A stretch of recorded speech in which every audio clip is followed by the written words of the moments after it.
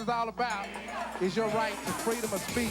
What made America great is an independent, vigorous press. If a jerk burns a flag, America is not threatened. Political speech is the heart of the First Amendment. For expressing their religious beliefs. Now is the time to make justice a reality for all of God's children. Welcome to Speaking Freely, a weekly conversation about free speech and the arts. I'm Ken Paulson. We're joined today by a talented and topical comic and actress, Janeane Garofalo. Welcome. Thank you. I'm talented and topical. It's wonderful. You know, if you prefer another bio. No, that's fine. What's the I best like description? alliteration in an intro. Talented, topical, terrific. What's the tanned. best description we should have? I mean, if we'd gone through your people, what would we have said about you? My people. Yeah, your people. What would they have said about me? They would use different letters for their alliteration. They'd say persnickety, passive-aggressive, punctual, and pernicious. Okay, we'll look forward to all of that. Yeah. I think you are the first guest on Speaking Freely who has also done Space Ghost. I am. I mean, I wouldn't know that, but I just was watching the Space Ghost marathon last night, and I did my Space Ghost so long ago, it's never even in the reruns. You know, what I was struck by seeing a lot of your work is that you seem to do things just because it looks like fun. Well, yeah, there's a lot of that. I do things that I want to do, but then again, don't misunderstand. I don't get tons of offers to do things, so it's not like I'm passing up doing the next Nicole Kidman vehicle so that I can do Space Ghost. You know what I mean? Like it's Which would be like a tough call. I'm offered a lot of fun things, but it's not like I'm making hard decisions every day. I understand that David Letterman was an early inspiration for you. Yes, when the Letterman show came on when I was in high school, I was motivated to set my sights on a career in comedy. I thought I wanted to be a comedy writer. I wanted to write for the Letterman show. I was so impressed with the show and his sense of humor and sensibilities. As SCTV was also at that time, I would have watched SCTV and David Letterman and be very impressed with their sense of humor. And that's how I got interested in the medium of stand-up comedy, was being inspired by David Letterman. Well, in the intro as being topical, I mean, that's very much a part of what Letterman does. It's humor from that day. And of course, we had a chance to see you recently on stage, and you're really doing material from today or from last week from Headlines. Is that an orientation that you've always had? Yeah, I do, obviously, when I do venues around the country, I do anywhere between an hour and a half. So I can't have everything be new, and I have to have some sense of discipline and order to my stand-up. But I try and incorporate as many new things as I can all the time. It's always an evolving stand-up set, you know what I mean? That's why I bring notes out on stage, which some people find unprofessional or seemingly ill-prepared, but I'm not doing the same exact set the same exact way every single time I go on stage, so nothing is committed to memory in that sense. You do political humor, and there aren't a lot of people doing that. There are a lot of jokes about sex and relationships and so on. Minority of people doing really topical stuff, and why is that? Well, I certainly do my share of relationship stuff and airplane stuff, but I also am a follower of politics. I watch all the shows that the mainstream media has to offer me. I watch Hardball and Tim Russert and the Beltway Boys and Crossfire and Bill O'Reilly and his supposed no spin zone. Let me just say right now, Bill O'Reilly, no. You spin harder than anybody I've ever seen. I just have to say that. And if Bill can hear that, he needs to know that everybody is on to him. He spins through voice inflection and body language harder than anyone. But, and then I seek out alternative news through BuzzFlash and Salon.com and things of that nature, and BBC World News and stuff. So I'm very interested and excited by politics, but I'm endlessly frustrated by disinformation and half-truths and spin. So I talk about that a lot in my stand-up. Now, the reason I think less people do it than more, even though a lot of comics do it, is it is met with stony silence by a lot of your average mainstream audience, especially the further out you get from urban areas and more into suburban. No offense to, the suburbs. I grew up in the suburbs. I like it. But people tend to resist political commentary or commentary that questions the status quo. A lot of people don't want to know the worst about their government. They don't want to hear your cynicism. And now in these neo-McCarthy-esque times that we're living in, Life During Wartime, as Ari Fleischer said, Americans have to watch what they say and do, in that very scary manner of his.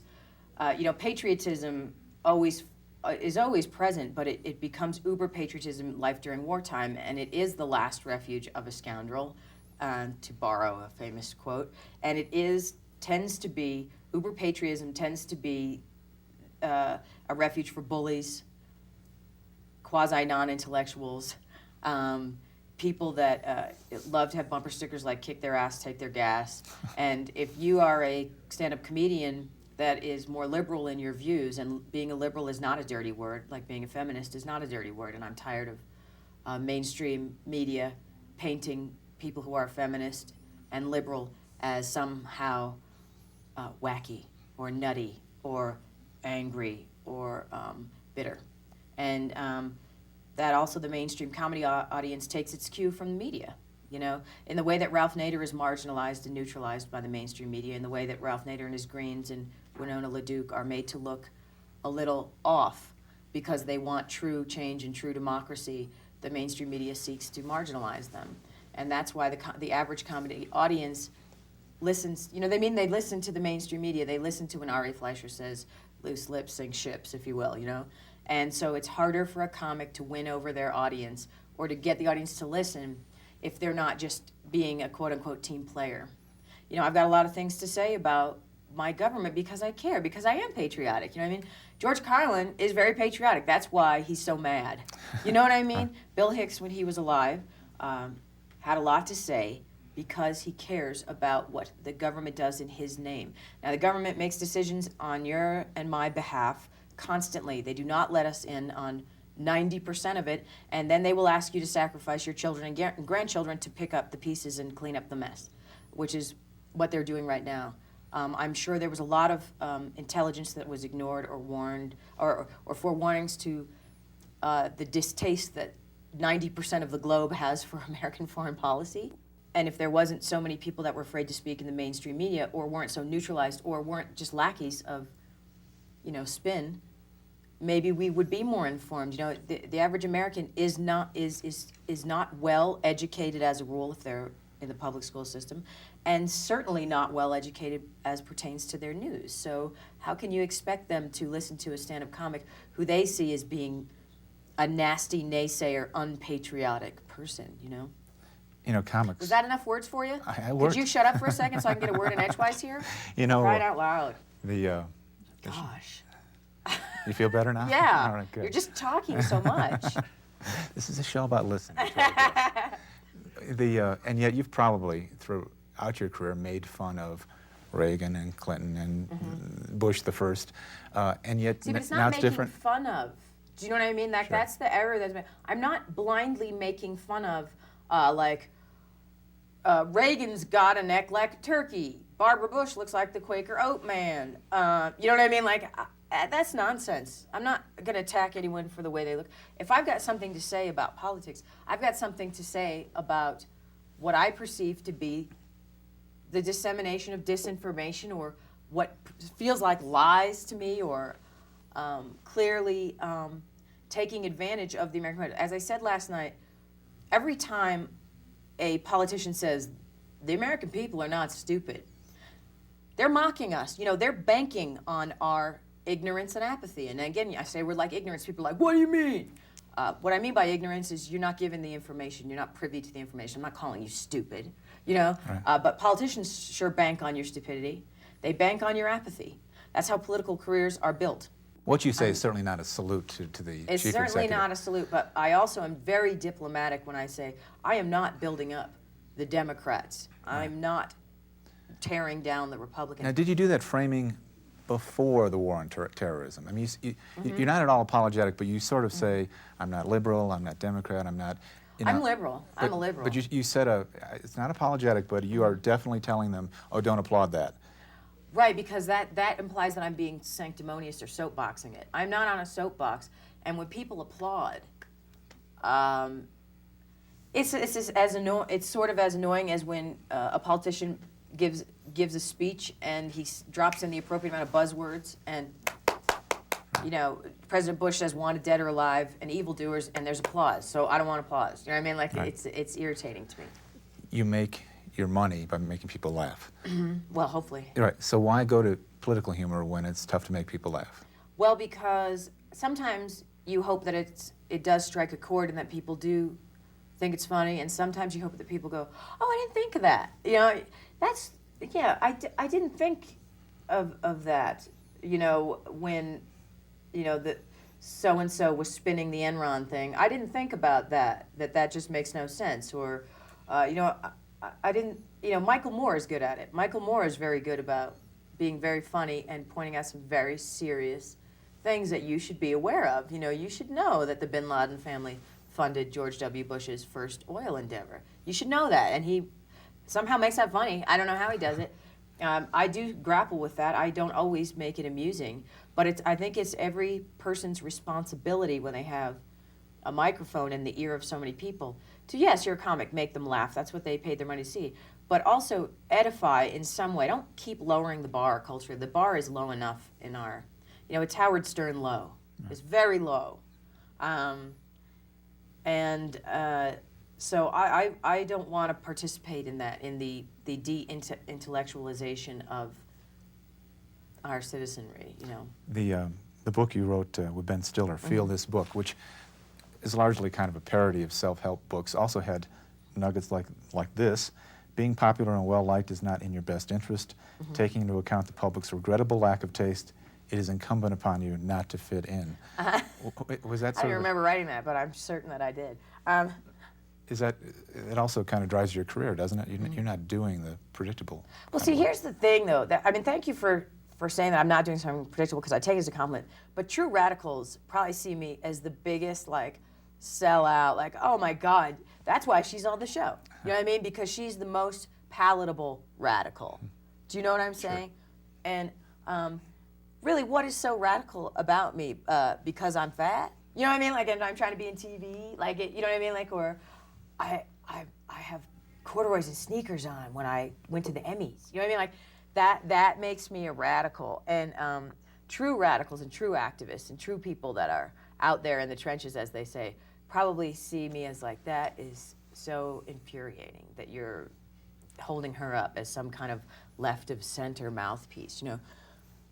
But I think that it is incumbent upon people in the public eye to try and sometimes say something of value. Say something. You know what I mean? Like, I point to morning radio and the Q zoos of this country that is just buzzers, bombs, and bells for 3 hours every morning, and nothing of value is ever said, and yet it reaches a great many ears on a regular basis.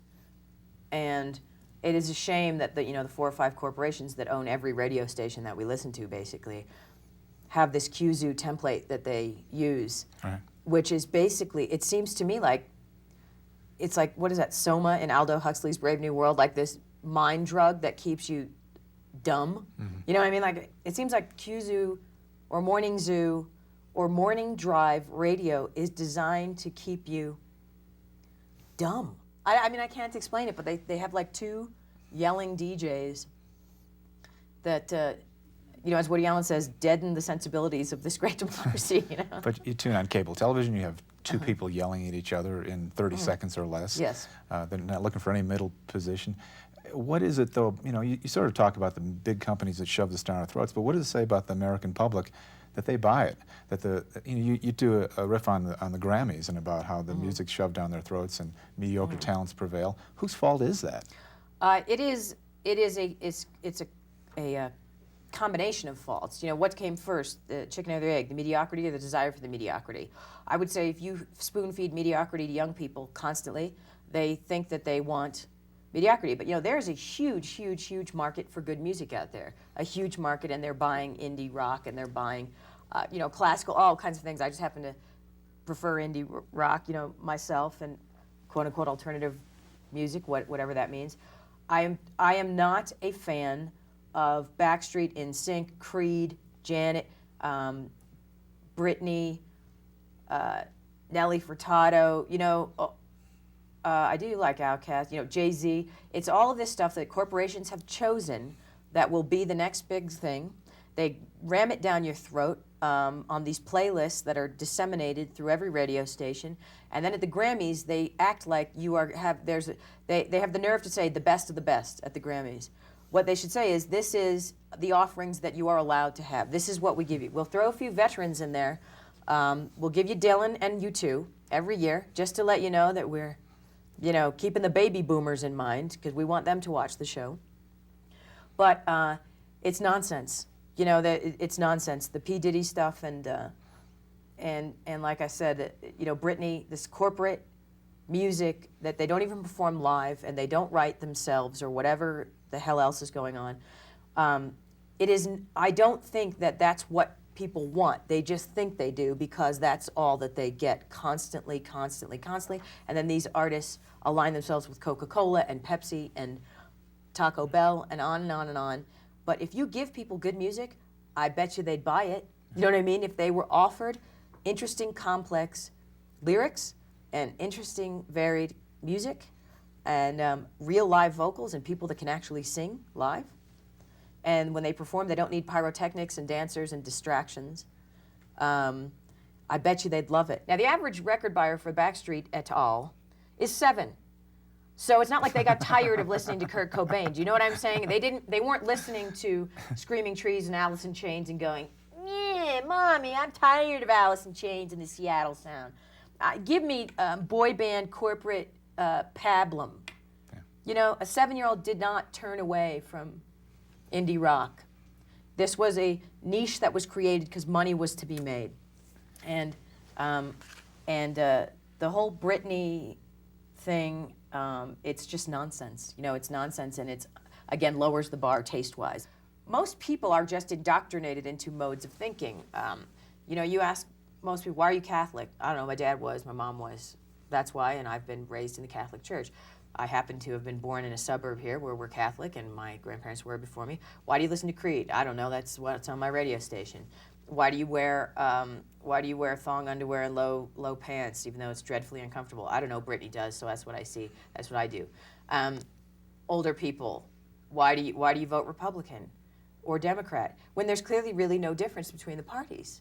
There really is no difference between the parties. They pay lip service to some differences here and there, but when you vote vehemently Democrat or Republican, you are broadcasting, to me anyway, that you're not doing your homework. Do you know what I mean? Like like last night when I did stand up, and as soon as I mentioned George W. Bush, some arms got folded, some heads leaned back, with the old, okay, don't say this is Bush country.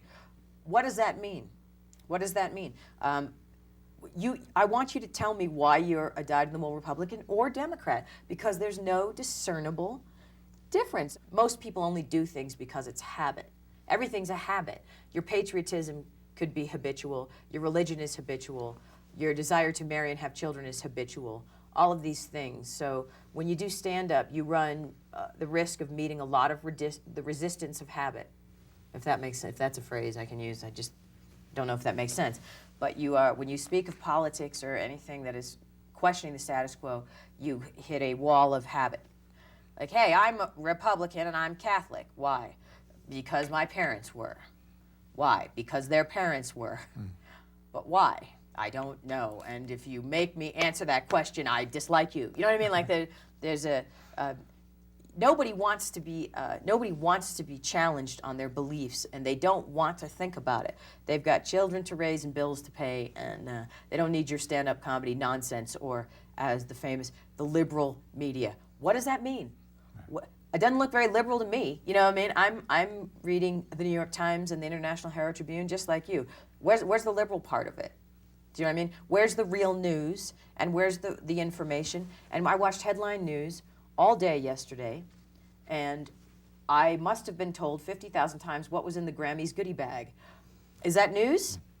Is that my news today? That's my news. And Paula Yates, is she insane? She drowned her 5 children. Burn the witch. We dislike it intensely when women do anything in the news that is against their children. Now, were it the husband who did it, we would not be having this trial in the news any longer because it would have been a nasty man who did something.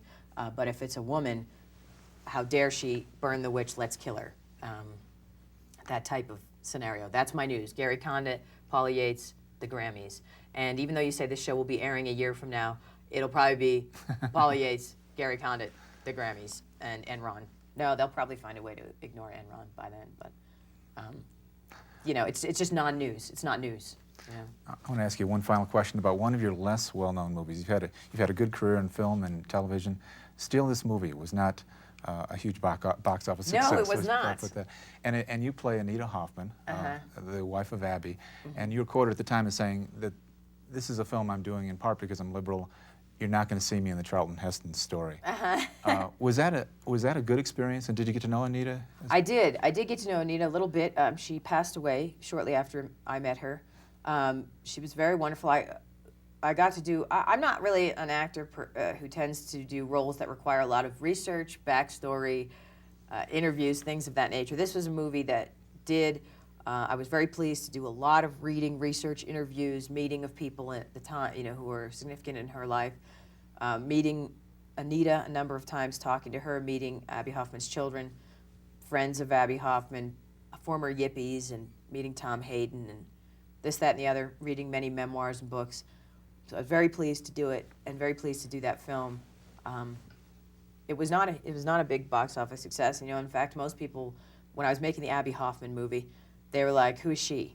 Honestly, it's disheartening, but that's the way it is. You know, like I said, if most of your news revolves around the Grammys goodie bag, and the #1 best-selling book is Chicken Soup for the Soul, and people read the National Enquirer, there's not a lot of people that are going to know that Abbie Hoffman was not, in fact, a woman who, you know, that I was playing.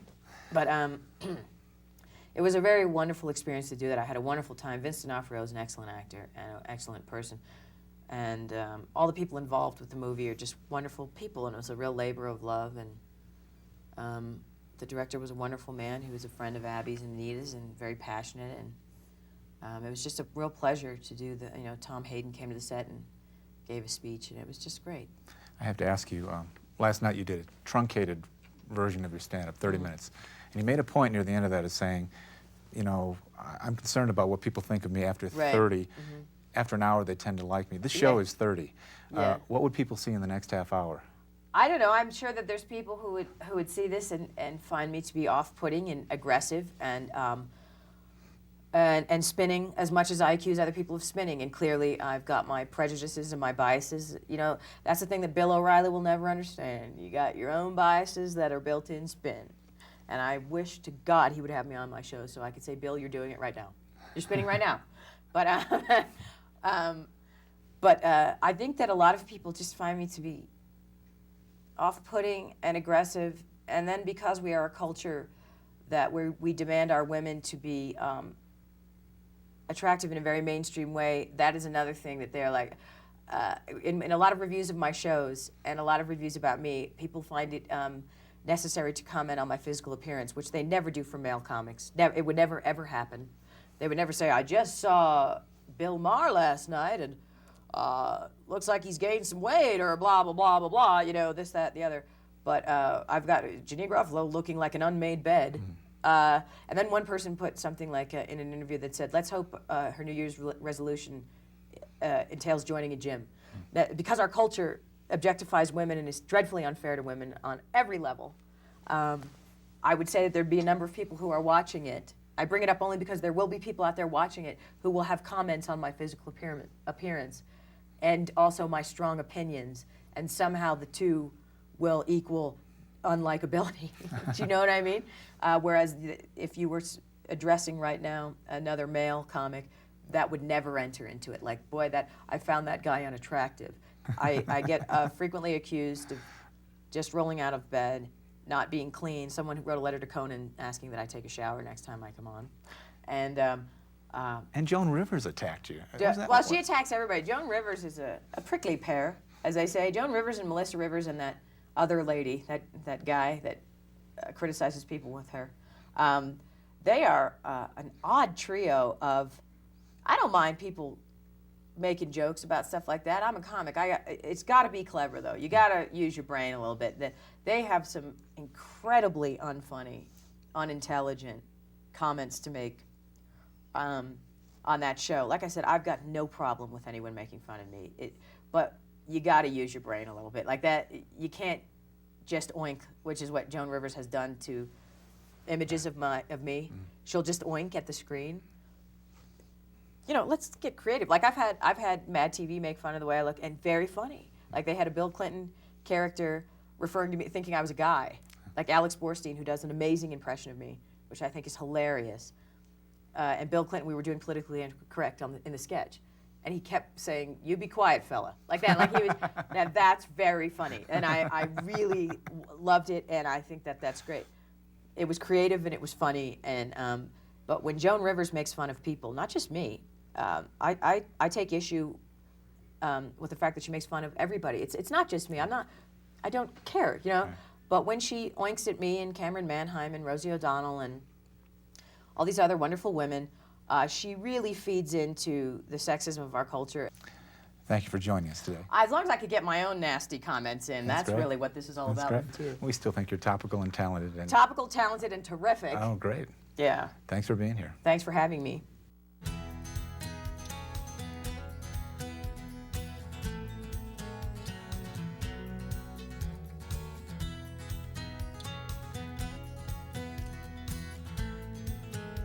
Join us next time as we continue our discussion on free expression and the arts. For more information about Speaking Freely, visit our website at www.speakingfreely.org.